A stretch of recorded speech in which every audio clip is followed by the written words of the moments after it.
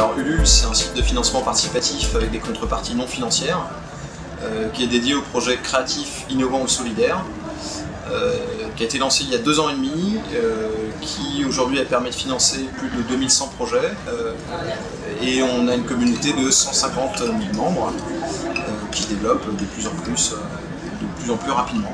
Et alors ce qu'on va lancer, en fait, ce sont des sous-domaines dédiés par région, donc aquitaine.lule.com, auvergne.lule.com, bretagne.lule.com, où en fait les projets évidemment qui sont dessus seront également présentés sur la plateforme Ulule Global et avant tout, mais ça permettra via ces filtres, qui seront des filtres supplémentaires dans le menu, de regrouper sur une page les projets de cette région.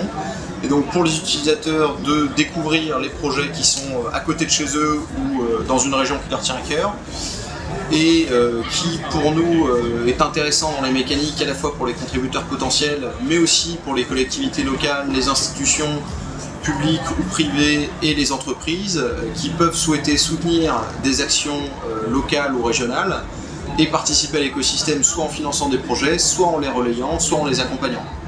Donc on va lancer ça dans les mois qui viennent, qui sera une brique supplémentaire dans la localisation et dans l'écosystème Ulule. Et comment vous en êtes arrivé à ce constat de vous dire qu'il fallait absolument géolocaliser les projets? Alors la première chose, c'est qu'il y a eu pas mal de demandes de collectivités territoriales qui sont venues nous voir, et on a fait notamment avec l'Auvergne une plateforme en marque grise dédiée au projet auvergnat. Donc on sait que les collectivités territoriales s'intéressent au financement participatif parce que c'est un moyen de faire émerger de nouvelles initiatives culturelles, économiques, sociales et solidaires. Et également des entreprises locales ou des PME qui souhaitent s'insérer dans l'écosystème en finançant des projets.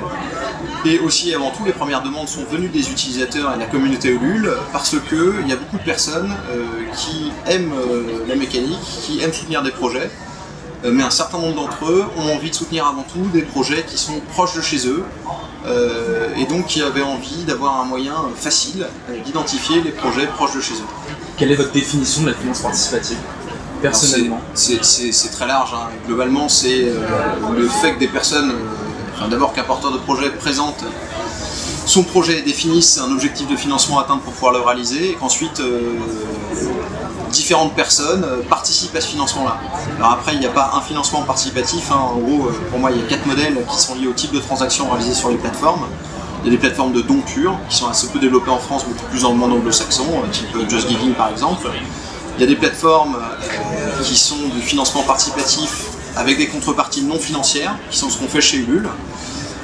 Et puis il y a 2 autres typologies qui sont du prêt direct ou du peer-to-peer lending et des plateformes qui vont faire du financement directement au capital d'entreprise. En fait, il n'y a pas un financement participatif, il y a 4 grandes familles et qui sont liées au type de transactions réalisées sur les plateformes et la mécanique de financement qui va derrière. D'accord. Est-ce que vous, pour le futur d'Ulule, est-ce que vous souhaitez vous diversifier dans les autres branches justement du crowdfunding? Alors aujourd'hui, Ulule en fait c'est avant tout des contreparties non financières, mais ça fonctionne également sur les mécaniques de dons, puisque ce qui définit le don en France, c'est notamment la fiscalité, et le fait qu'il faut que le porteur de projet soit une association d'intérêt général et que la contrepartie donnée soit symbolique. Donc en fait, aujourd'hui, il est déjà possible sur Ulule de faire des mécaniques de dons, parce qu'en fait, il faut définir des contreparties qui sont uniquement symboliques, ce qui s'est déjà fait, parce qu'on a déjà fait une opération, par exemple, 2 opérations avec le WWF et plusieurs autres avec des associations d'intérêt général. Aujourd'hui, une dynamique qui nous intéresse et sur laquelle on a lancé une consultation qui est sur un sous-domaine d'Ulule qui s'appelle Ulule Entreprise. On s'intéresse à la dynamique du financement des entreprises. Donc là, qui est une dynamique en financement du capital des entreprises, parce que c'est une mécanique et une logique différente de celle qu'il y a chez Ulule, mais qu'on voit comme étant quelque chose de complémentaire.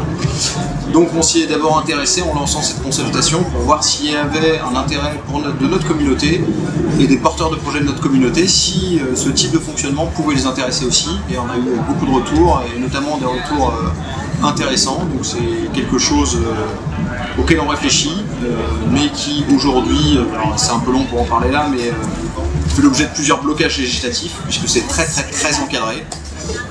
Donc nous on suit tous ces débats-là, on suit toutes ces discussions-là, et c'est quelque chose qui nous intéresse. Et puis après, globalement, on ne se ferme aucune porte, puisqu'on trouve que toutes ces dynamiques sont complémentaires. Tout ce qu'on veut simplement, et quand on le fera sans doute soit sur une marque, soit sur un sous-domaine dédié du LUL, parce qu'on veut que ça reste très clair pour les utilisateurs, que ce soit pas confus et qu'ils sachent quand ils viennent chez LUL que c'est du financement sans contrepartie financière et que si on va sur d'autres logiques plus tard, on le fera sans doute soit sous une autre marque, soit sur une autre brique, parce qu'on veut que ça reste simple et clair pour les utilisateurs. Quand ils viennent chez LUL, ils savent ce qu'ils vont trouver, et quand ils viendront peut-être à un autre endroit, ils sauront quelle typologie de modèle de financement ils vont trouver. Pour terminer, qu'est-ce qu'on peut vous souhaiter?